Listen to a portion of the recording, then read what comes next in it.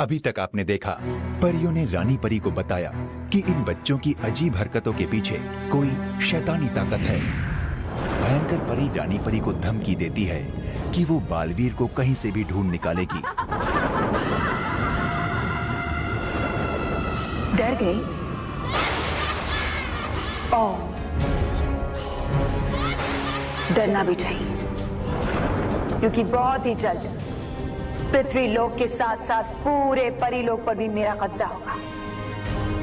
बस एक बार मुझे वो मिल जाए। कौन?